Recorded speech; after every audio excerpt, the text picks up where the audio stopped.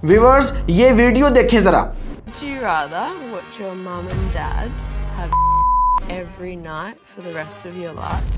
किसी चीज को फाउंडेशन से बिल्ड करने का सोचें जिसमें आपने अपना सारा पैशन लगा दिया हो और फिर इसे ग्रो होते हुए भी देखें और फिर सडनली एक रॉन्ग डिसीजन से रातों रात सब कुछ खत्म हो जाए। ऐसा ही कुछ इंडियाज गॉट टैलेंट शो के साथ भी हुआ, जिसे एक राइजिंग यूट्यूबर और कॉमेडियन सैमी रायना ने स्टार्ट किया था, जो अपने बोल्ड जोक्स और अनफिल्टर्ड ह्यूमर के चलते दिनों में ही फेमस हुआ था, जिसकी हर नए आने वाली एपिसोड अपलोड होते ही मिलियंस ऑफ पीपल देख लेते थे।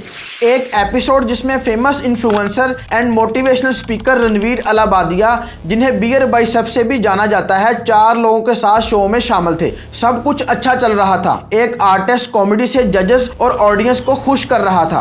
पूरा हाल तालियों से गूंज रहा था कि रणवीर अलाबादिया एक ऐसी बोल्ड जोक थ्रो करते हैं कि जजेस और तमाम ऑडियंस एक लम्हे के लिए शॉक्ड हो जाते हैं, जिस पर पूरे सोशल मीडिया पर बैकलैश आने लगता है और हर जगह ट्रेंड्स चलने लगते हैं, मानो जैसे पूरे इंटरनेट पर फायर स्टॉर्म आन पड़ा हो, जिसके चलते सैमी रायना शो के सारे एपिसोड्स यूट्यूब से डिलीट कर देते हैं और क्लेम करते हैं कि मेरा मकसद लोगों को कॉमेडी दिखाना था, किसी को हर्ट करना नहीं। उनके खिलाफ FIRs रजिस्टर करवाई जाती हैं। इंटरनेट मानो जैसे बैटलफील्ड बन गया हो, जहां आम पब्लिक से लेकर गवर्नमेंट ऑफिशियल्स भी मैदान में आ जाते हैं और मेजरली हमारे सामने 3 मुख्तलिफ ओपिनियंस आते हैं। नंबर 1, कुछ लोग कहते हैं कि रणवीर अलाबादिया का किया धरा सैमी रायना को क्यों फेस करना पड़ रहा है। नंबर 2, कुछ लोग कहते हैं स्टैंड अप कॉमेडी में सब ऑडियंस की गेम है, जिसके पास ऑडियंस उसी के पास होगा फेम और पैसा, इससे कोई फर्क नहीं पड़ता कि ये मॉरल वैल्यूज को कंसीडर करते हैं या नहीं। नंबर 3, और कुछ लोगों के ख्याल में सेंसरशिप बोर्ड पहले ही कोई मौका ढूंढ रहा था कि कोई पॉइंट मिले तो इनके खिलाफ केस रजिस्टर करवाया जा सके।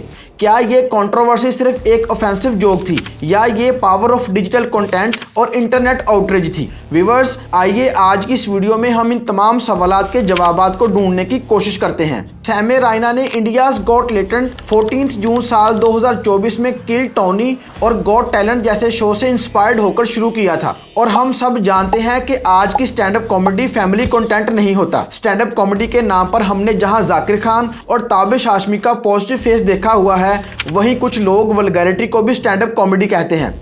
स्टैंड अप कॉमेडी को अगर हम हिस्टोरिकली स्टडी करें तो ये form of comedy 19th century के आखिर में शुरू हुई थी और चार्ली केस दुनिया के पहले स्टैंड अप कॉमेडियन थे। स्टैंड अप कॉमेडी 1940 से 1950 में ज़्यादा फेमस हुई, जब बॉब होप और लैनी ब्रूस नाइट क्लब्स और टेलीविजन पर परफॉर्म करने लगे, और फिर जैसे जैसे सोशल मीडिया की एवोल्यूशन हुई, stand up comedy Netflix, YouTube और पॉडकास्ट के थ्रू पूरी दुनिया में फैल गई। इसी फॉर्म ऑफ कॉमेडी के चलते 8 फरवरी 2025 को एक शो होता है जिसमें जजेस के पैनल में Ranveer Allahbadia, Ashish Chanchlani, the rebel kid, Jaspreet Singh और सैमी रायना शामिल थे।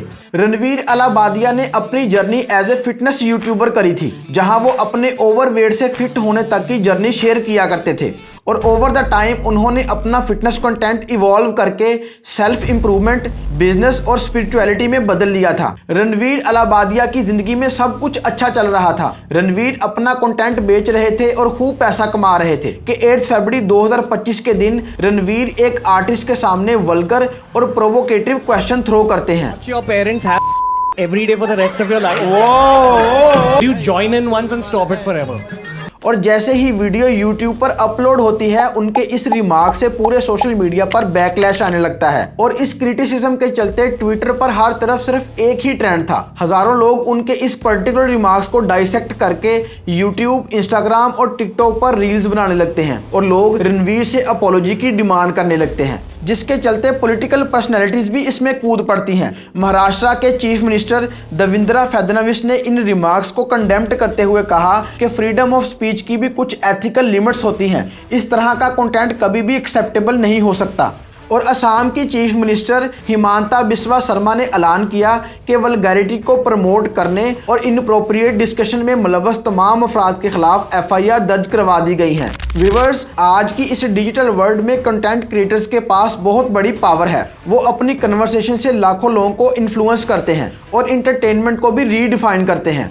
जैसे जैसे हम आगे बढ़ते हैं, एक सवाल बाकी रह जाता है कि फ्रीडम ऑफ एक्सप्रेशन और सोशल रिस्पॉन्सिबिलिटीज़ के दरमियान लिमिट लाइन क्या होनी चाहिए। इसका फैसला हम आप पर छोड़ते हैं। व्यूअर्स, मिलते हैं अगली वीडियो में, तब तक के लिए अल्लाह हाफिज़।